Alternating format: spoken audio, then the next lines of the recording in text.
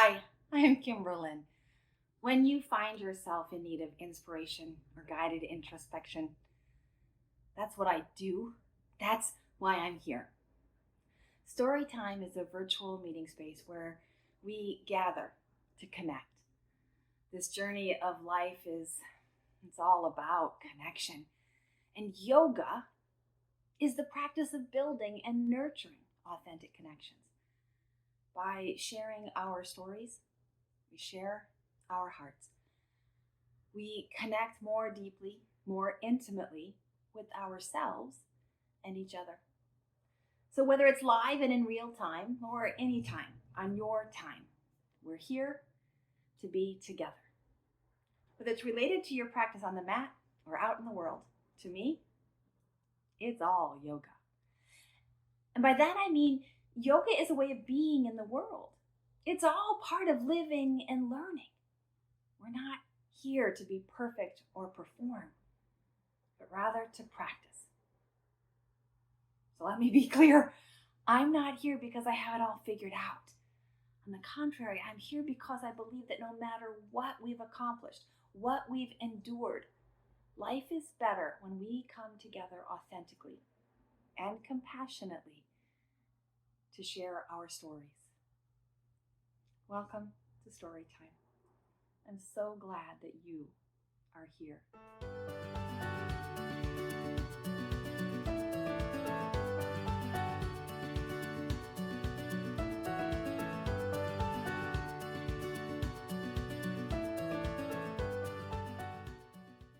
So today's Storytime is our second installment in Hanuman's story.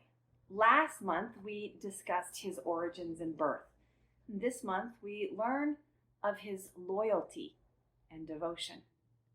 To truly integrate the lessons of Hanuman's story into modern life, it's helpful to understand the cultural, the spiritual, and even the philosophical background, particularly from the Indian epic Ramayana, where these characters and events originate. So here's the essential background. The story comes from the Ramayana, the ancient Indian epic that's not just a bedtime story or just a tale, but a guide to dharma, to righteous living. The characters embody ideals. Ram represents truth, virtue, and duty. Hanuman stands for pure devotion, humility, and service. Sugriva reflects the human struggle with power, loyalty, and redemption. Ravana, though not in this part of the story, symbolizes ego, desire, and the misuse of power. Whereas Sita symbolizes the inner journey, overcoming despair, rediscovering purpose, and achieving spiritual clarity. To apply the story's lessons meaningfully, it helps to see it as a spiritual allegory and a moral compass rooted in Eastern philosophy, but universal in its relevance. And by aligning our lives with values like loyalty, service, courage, and reciprocity, we honor not just the story, but its purpose to awaken the hero within each of us. So, Hanuman's loyalty and devotion. It was a bright afternoon on Rishyamook Mountain, and the warm sun shimmered through the leaves of the jungle canopy.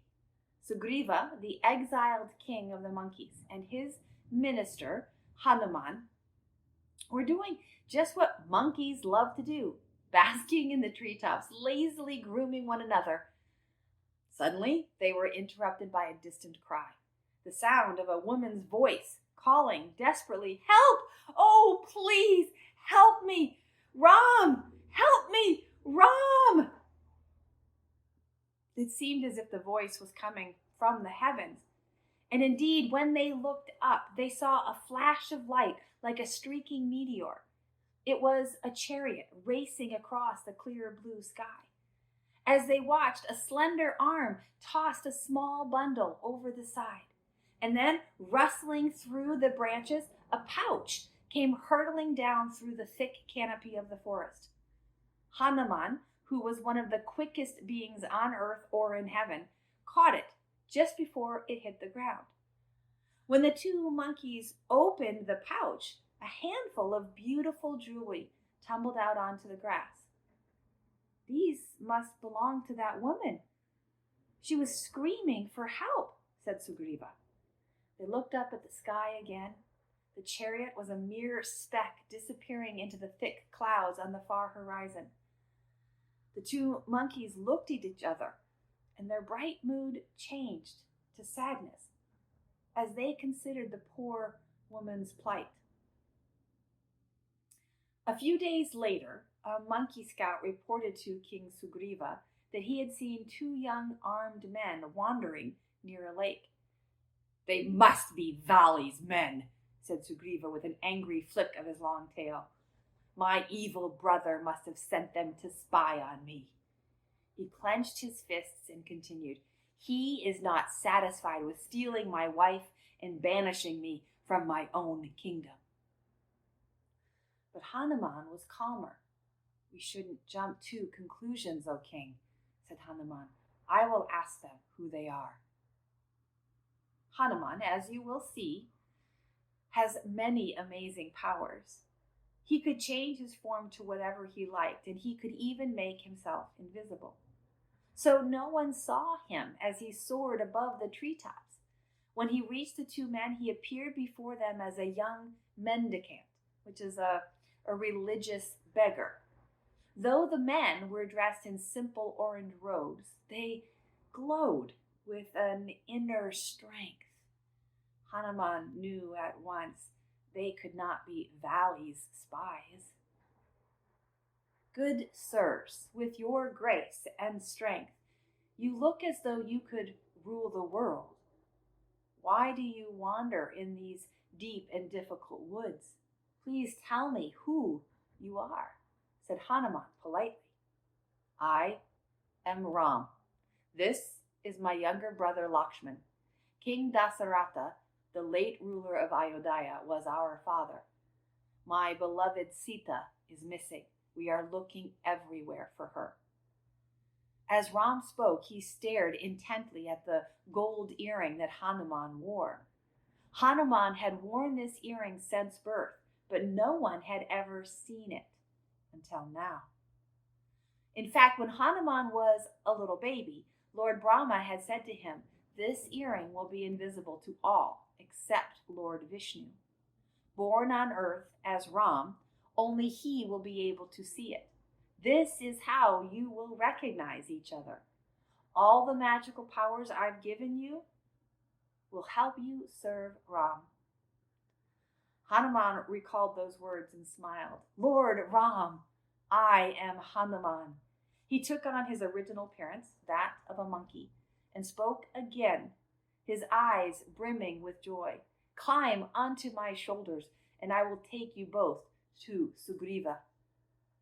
On the way, Hanuman explained why King Sugriva was living in exile, and how the king's older brother Vali had stolen the kingdom and had captured Sugriva's wife, Ruma. When they arrived at the top of Rishyamook Mountain, Hanuman gently lowered his passengers to the ground.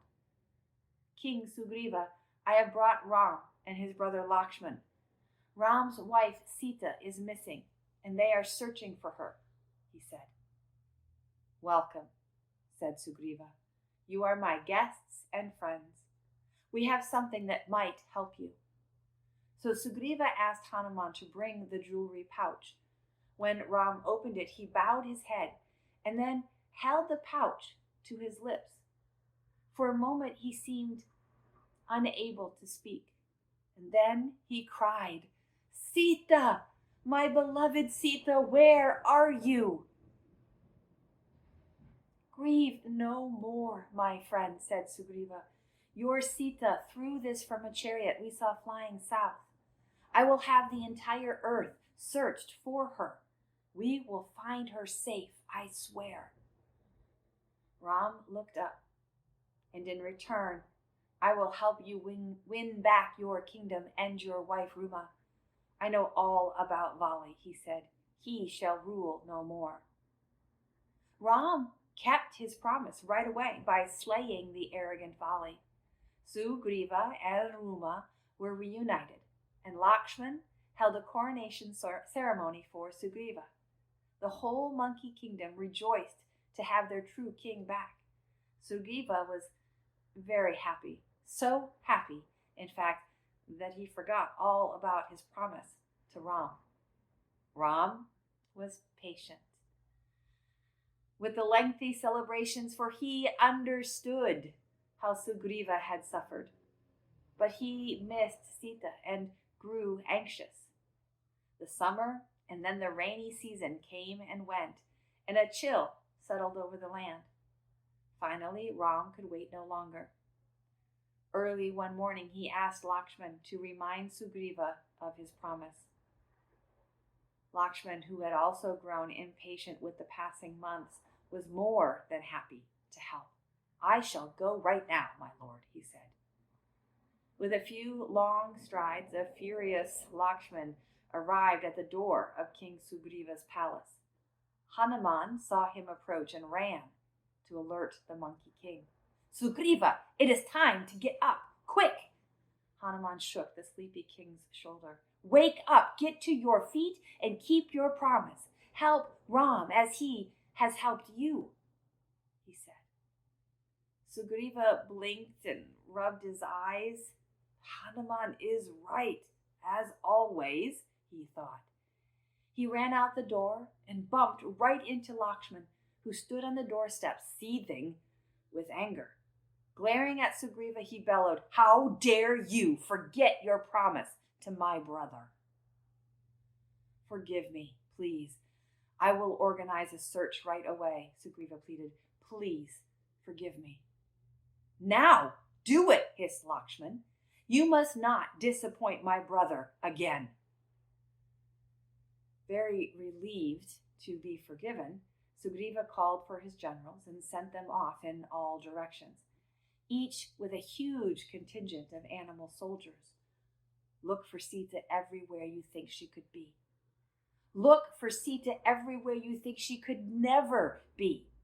Report to me in a month, he said. Then he turned to Hanuman. You have become very close to Ram. You should ask him for your orders. Go serve Ram in whatever way he needs. Ram told Hanuman to follow the path of the flying chariot. It was headed south. You too should travel south to find Sita, Ram said. Give her this when you see her. And he handed Hanuman his gold signet ring. When he held the ring up, Hanuman saw the name Ram inscribed on it over and over and over. Ram, Ram, Ram. Serving you is my honor, Lord Ram, he said with humility. King Sugriva asked Jambavan, king of the bears, to guide the thousands of monkey soldiers who would accompany Hanuman. Jambavan was a very wise old bear. He was the son of Lord Brahma himself and knew the answers to many of life's puzzles and deepest questions. Marching south, the monkeys looked in all the valleys and groves, the lakes and streams, cottages, townships, and kingdoms. They left no stone unturned. They asked everyone they met for information, but they could find no sign of the missing Sita. Finally, they could travel no farther south. Before them was the ocean, deep, mysterious, majestic, and endless. Their spirits fell. Monkeys, you see, do not typically swim. We cannot return to Lord Ram empty-handed, they said. They sat in rows along the shore on the hot, shimmering sand, their pained faces bowed low. Despairing, the animal soldiers decided to fast until death in penance for their inability to complete the assigned quest. Did I hear you speak the name Ram? A sad, old vulture appeared. Unkempt and at death's door, he interrupted the monkey's fast with a weak croak. I am Sampati, king of the vultures. Jatayu, my younger brother, was killed by Ravana, king of the demons. Jatayu tried to stop Ravana's chariot and rescue Ram's wife. He fought bravely. He tried his best. But Ravana cruelly cut his wings. Sampati's breath was ragged with grief. Ravana is holding Sita captive on the island of Lanka, 800 miles south of here. The poor old vulture's voice began to fade. Now that I have told you all I know of Sita, I can die in peace. Sampati's head dropped. His eyes dimmed and his spirit soared toward heaven.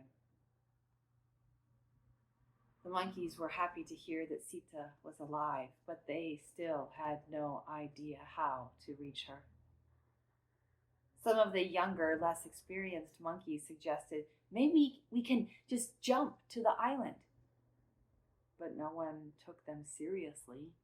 Monkeys can leap from branch to branch with ease, true enough, but they cannot leap across an ocean. Jambavan, however, knew better. Hanuman, you never brag, but your humility is a disservice to us all. I know you can cross the ocean. Let me remind you again of your birth and all the magical boons that were bestowed upon you by Lord Brahma. Then you'll remember how you can do the impossible. A murmur spread throughout the army. There is hope. There is hope. Soon the murmur rose to a clamor. Tell us, Jambavan, tell us. Tell us how Hanuman can save the day. Jambavan cleared his throat with a low growl and began to tell Hanuman's story. So do you remember the characters' metaphorical roles that I mentioned earlier? Ram represents truth, virtue, and duty. Hanuman for pure devotion, humility, and service. Sugriva reflects the human struggle with power, loyalty, and redemption. Ravana, again, though not in this part of the story, reflects the ego, and maybe even the brother, Vali, right, represents that as well. Whereas Sita symbolizes the inner journey, overcoming despair in pursuit of spiritual clarity. Can you see these values in this story? Embracing the loyalty of Hanuman to Ram means cultivating a spirit of selfless service and unwavering dedication to the people and the values that we hold dear. Hanuman serves not for reward, but from deep love and purpose, a reminder that true loyalty stems from the heart, not obligation. At the same time, Sugriva's eventual reciprocity to Ram teaches us the importance of honoring our commitments and giving back to those who lift us up in our times of need. Additionally, I find it encouraging that Sugriva needed reminding of his promise, not because he didn't value the promise, but because he truly forgot. He got distracted by life and needed a gentle reminder. Hanuman gently reminding him, even mere moments before Lakshman's arrival, was sure to make the whole encounter more productive. I can only imagine the defensiveness Sugriva might have had if Lakshman's message had not been preceded by Sugriva's loyal confidant, Hanuman. Together, their stories invite us to live with integrity, to stand by others with devotion, and to respond to kindness with action. In a world often driven by personal gain, this example challenges us to lead with gratitude, humility, and trust, and support each other with patience, kindness, and accountability. This story offers several powerful conclusions that can be meaningfully integrated into modern life.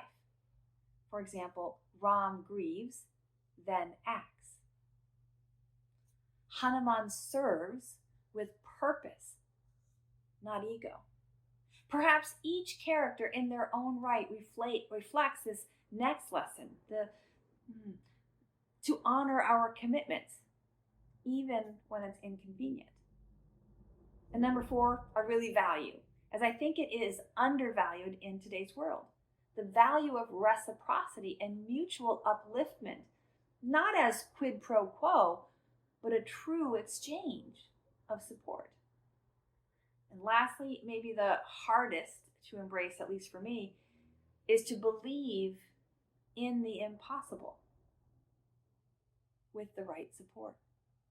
I'll come back to these lessons next time as we meet in Coach's Chat to further dissect and integrate the philosophy of yoga for modern living.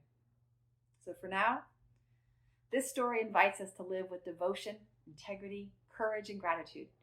It shows that when people unite with a shared sense of justice and compassion, they can overcome even the most daunting challenges.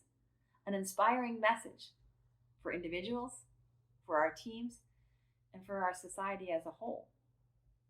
What's your takeaway?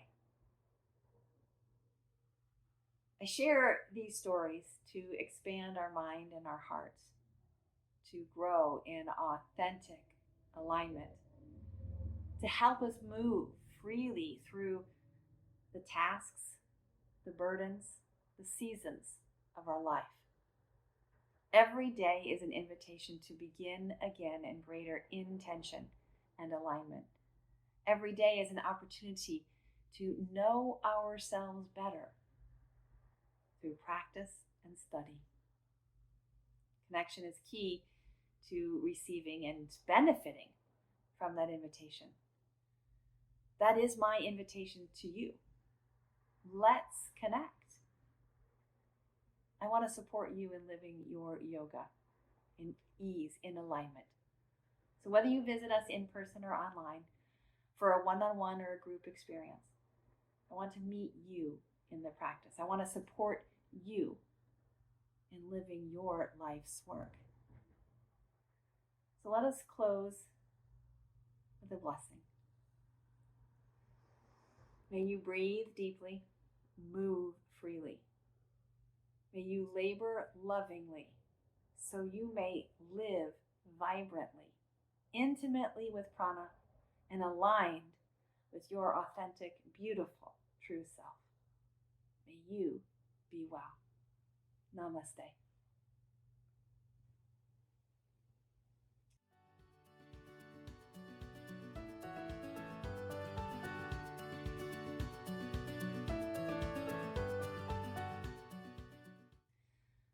I hope to see you next time as we travel with Hanuman as he embraces his full talent and skill in discovering Sita on the island of Lanka. Take care of you. Take care of each other. This is yoga living.